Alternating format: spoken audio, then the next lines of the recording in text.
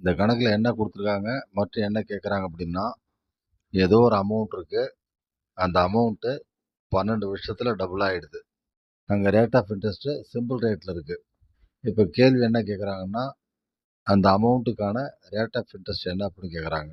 இது எல்லாமே per annum, அதாவது வருஷத்துக்கான தனி வட்டி. இப்போ இந்த கணக்கு எப்படி போடணும்னா, இந்த ஃபார்முலாவை பயன்படுத்தி நாம் இப்போ இந்த கணக்கு போட்டுடலாம். அதாவது இங்கே அவங்க என்ன சொல்கிறாங்க அப்படின்னாக்கா, அந்த அமௌண்ட் இருக்கு இல்லைங்களா, பிரின்சிபல் அமௌண்ட், இது உங்களுக்கு டபுள் ஆகிடுது. அதாவது பிரின்சிபல் ப்ளஸ் இன்ட்ரெஸ்ட் ரெண்டும் சேர்ந்து 2 டைம்ஸ் ஆஃப் த பிரின்சிபல் ஆகிடுது. ஸோ இங்கே உங்களுக்கு இன்ட்ரெஸ்ட் அப்படிங்கிறது this is equal to the principal amount, வேறு ஒன்றும் இல்லை. ஏன்னா இட் பிகம்ஸ் டபுள் அப்படின்னு அவங்க சொல்லிட்டாங்க. தேர்ஃபோர் நமக்கு இன்ட்ரெஸ்ட் அப்படிங்கிறது P is equal to PNR by 100 அப்படின்னு வரும். இதிலிருந்து என்ன கிடைக்குதுன்னா, R is equal to 100P divided by PN அப்படின்னு கிடைக்கும். இதில் P and P கேன்சல் ஆகிடும். Therefore R is equal to 100 by N அப்படின்னு கிடைக்கும். இங்கே N அப்படிங்கிறது this is equal to 12 years. Therefore rate of interest R is equal to 100 divided by 12, this is equal to 25 by 3, that is equal to 8 1/3. Therefore R is equal to 8 1/3%. இதுதான் இதுக்கான answer. Okay, இப்போ அடுத்த கணக்கு பார்ப்போம்.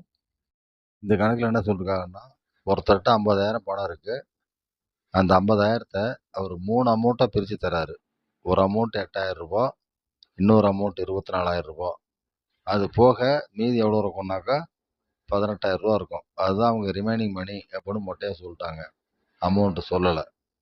இதில் இந்த 8,000 ரூபாயை 5.5% தனி வட்டி விகிதத்தில் தராங்க. அதாவது 5.5% per annum simple interest rate அப்படின்னு கொடுத்துட்டாங்க. அதே போல் இந்த 24,000 ரூபாய்க்கு அவங்க 6% ரேட் ஆஃப் இன்ட்ரெஸ்ட்டை சார்ஜ் பண்ணுறாங்க, அதையும் கொடுத்துட்டாங்க. 6.5% ஆனம் சிம்பிள் இன்ட்ரெஸ்ட். ஸோ இந்த மொத்த தொகையை அவங்க பிட்டு பிட்டாக கொடுத்தாலும் தனி வட்டி விகிதத்தில் தான் தராங்க. இப்போ இது ரெண்டும் போக remaining money, that is nothing but 18,000 ரூபா. ஏன்னா இந்த 8,000மும் இந்த 24,000மும் சேர்ந்து 32,000 போக மீதி 18,000 இருக்கும். இதை ஏதோ ஒரு குறிப்பிட்ட ரேட் ஆஃப் இன்ட்ரெஸ்ட்டில் வட்டி தராங்க. இப்போ அந்த ரேட் ஆஃப் இன்ட்ரெஸ்ட் என்ன அப்படின்னு கண்டுபிடிக்கணும். இதுக்கிடையே இன்னொரு ஸ்டேட்மெண்ட் கொடுத்துருக்காங்க. அது என்னென்னா, அவருக்கு கிடைக்கக்கூடிய அந்த டோட்டல் ஆனுவல் இன்ட்ரெஸ்ட் அப்படிங்கிறது ரூபாய் 3,680. ஸோ இது ஒரு ஸ்டேட்மெண்ட் கொடுத்துருக்காங்க. இப்போ இந்த கணக்கை இந்த ஃபார்முலாவை பயன்படுத்தி ரொம்ப சாதாரணமாக போட்டுடலாம். ஆனால் 3 கால்குலேஷன் இருக்குது இதில். ஃபஸ்ட்டு கால்குலேஷன் என்ன அப்படின்னா, ஃபஸ்ட் அமௌண்ட் அவங்களுக்கு எவ்வளோ தராங்க, P is equal to 8,000 ரூபா. இதுக்கு ரேட் ஆஃப் இன்ட்ரெஸ்ட்டு 5.5%. தேர்ஃபோர் இதுக்கான இன்ட்ரெஸ்ட் என்ன, PNR by 100 அப்படிங்கிறது 8,000 இன்ட்டு 1 இன்ட்டு 5.5 டிவைடட் பை 100ன்னு வரும். ஏன்னா இந்த இடத்துல இந்த N அப்படிங்கிறது நம்பர் ஆஃப் இயர், அது வந்து இங்கே 1 தான். ஏன்னா அவங்க கணக்கு பண்ணுறது ஒரு வருஷம் தான் கணக்கு பண்ணுறாங்க, வேறு ஒன்றும் இல்லை. ஸோ இதோட வேல்யூ என்ன அப்படின்னாக்கா, இதை சிம்பிளிஃபை பண்ணாக்கா 440ன்னு வரும். அப்போது இந்த 8,000 ரூபாய்க்கு அவங்களுக்கு கிடைக்கிற வட்டியானது ருபீஸ் 440. அடுத்தது இந்த செகண்ட் அமௌண்ட் இருக்கு இல்லைங்களா, 24,000. இந்த 24,000த்தை, அதாவது ரெண்டாவது அமௌண்ட்டு, 6% ரேட் ஆஃப் இன்ட்ரெஸ்ட் தராங்க. ஸோ இங்கே இன்ட்ரெஸ்ட் அப்படிங்கிறது 24,000 இன்ட்டு 1 இன்ட்டு 6 டிவைடட் பை 100 அப்படின்னு கிடைக்கும். இதை சிம்பிளிஃபை பண்ணுறப்ப ருபீஸ் 1,440ன்னு கிடைக்கும். அதாவது இந்த ரெண்டாவது அமௌண்ட்டு ரூபாய் 24,000க்கு அவங்களுக்கு கிடைக்கிற இன்ட்ரெஸ்ட் அப்படிங்கிறது ரூபாய் 1,440. ஆக இந்த ரெண்டு அமௌண்ட்டு கிடைக்கிற டோட்டல் இன்ட்ரெஸ்ட் அப்படிங்கிறது ரூபாய் 1,880. அடுத்தது அந்த ரிமைனிங் அமௌண்ட் அப்படிங்கிறது 3வது அமௌண்ட்டு. அந்த இடத்துல பி = 18,000. ஏன்னா ஃபர்ஸ்ட் 2 அமௌண்ட்டு இந்த 8,000ம் இந்த 24,000ம் போயிடுச்சு.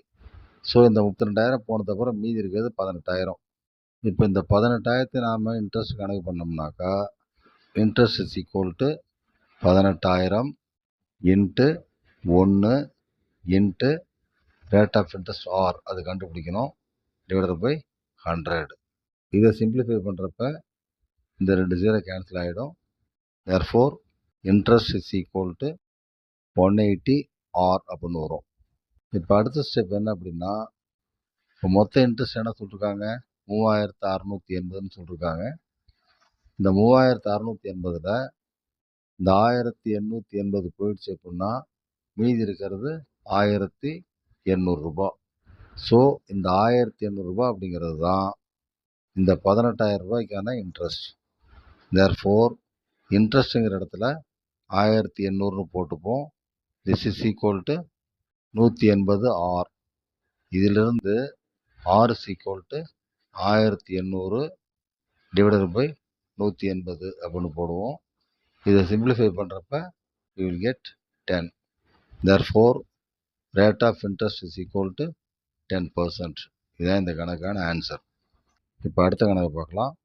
இதில் என்ன சொல்லிருக்காங்கன்னா, ஒரு கடைக்காரர் என்ன பண்ணுறாரு, அவரோட பொருளுக்கு 30% எக்ஸ்ட்ரா வச்சு ப்ரைஸை மார்க் பண்ணுறாரு. ஆனால் அவர் ஏதோ ஒரு டிஸ்கவுண்ட் தராரு. அந்த டிஸ்கவுண்ட்டு 10%. இப்போது அந்த பொருளை அவர் விற்கும்பொழுது அவர் கிடைக்கிற கெயின் பர்சன்டேஜ் என்ன அப்படின்னு கேட்குறாங்க. இப்போ இந்த கணக்கு எப்படி போகிறதுன்னா, சிபி = ₹100 அப்படின்னு வச்சுக்கலாம். அப்படி வச்சுக்கிட்டா அவங்களுடைய மார்க்டு ப்ரைஸ், அதாவது அவங்க என்ன மார்க் பண்ணிருக்காங்களோ தட் இஸ் மார்க்டு ப்ரைஸ், அதை எம்பின்னு வச்சுப்போம். This is equal to ₹130. ஏன்னா அவங்க 30% எக்ஸ்ட்ரா வச்சுருக்காங்க. அந்த வாங்கின விலைக்கு மேலே 30% வச்சுருக்காங்க. ஆக இப்போ அந்த பொருளில் அவங்க மார்க் பண்ணிருக்கிற ப்ரைஸு ₹130. அடுத்து என்ன பண்ணுறாங்க, 10% டிஸ்கவுண்ட் தராங்க. அப்போ டிஸ்கவுண்ட் அமௌண்ட் எவ்வளோ இருக்கும், இந்த 130ல் 10% அப்படிங்கிறது 13 ரூபா. அதாவது discount amount this is equal to ₹13 at 10%. So அவங்களுடைய mark price is equal to ₹130. அதில் discount amount is equal to ₹13. So selling price எவ்வளோ இருக்கும் அப்படின்னாக்கா ₹117. தேர்ஃபோர் இந்த இடத்துல அவங்களுக்கு ப்ராஃபிட் அப்படிங்கிறது ₹17 பெர் ₹100. இப்போது இந்த பெர் 100 அப்படிங்கிறது தான் நாம் பெர் சென்ட்டுன்னு சொல்லுவோம், வேறு ஒன்றும் இல்லை. Therefore profit is equal to 17%. இதான் இந்த கணக்கான ஆன்சர். ஓகே, அடுத்த கணக்கு பார்க்கலாம். இந்த கணக்கில் அவங்க என்ன சொல்லியிருக்காங்க மற்றும் என்ன கேட்டிருக்காங்க அப்படின்னா, ஒரு கடையில் இருக்கக்கூடிய ஒரு பொருளில் அதோட விலையை ₹920ன்னு எழுதியிருக்காங்க. அதே சமயத்தில் அந்த பொருளுக்கு அவங்க 2 டிஸ்கவுண்ட் தராங்க. அதில் முதல் டிஸ்கவுண்ட்டு 15%, ரெண்டாவது டிஸ்கவுண்ட்டு என்னன்னு தெரியல, அதை கேட்குறாங்க. இன்னொரு ஸ்டேட்மெண்ட் என்ன கொடுத்துருக்காங்க அப்படின்னா, இந்த 2 டிஸ்கவுண்ட்டும் கொடுத்ததுக்கப்புறம் அந்த பொருளோட விற்ற விலை அப்படிங்கிறது ₹742.9. அதாவது 2 டிஸ்கவுண்ட்டு போக அந்த பொருளை அந்த கடைக்காரர் விற்கிற விலை ₹742.90. இப்போ அந்த ரெண்டாவது டிஸ்கவுண்ட் என்ன அப்படின்னு கேட்குறாங்க. இது எப்படி போகிறதுன்னு இப்போ பார்க்கலாம். இதில் ஃபஸ்ட்டு டிஸ்கவுண்ட் அப்படின்னு அவங்க சொல்கிறது 15%. இப்போது இந்த ₹920 15% அப்படின்னு கணக்கு பண்ணோம்னா அதோட அமௌண்ட்டு 138ன்னு வரும். இப்போ அவங்க மார்க் பண்ணுற ப்ரைஸு 920லேருந்து இந்த 138 கழிச்சாச்சு அப்படின்னா மீதி ₹782 அப்படின்னு வரும். இப்போது இந்த ₹782 அவங்க டிஸ்கவுண்ட் கொடுத்தது போக அந்த செல்லிங் ப்ரைஸ் அப்படிங்கிறது ₹742.90. ஆக இந்த ரெண்டாவது டிஸ்கவுண்ட்டோட அமௌண்ட் என்னென்னு பார்த்தோம்னா 782 மைனஸ் 742 90 காசு.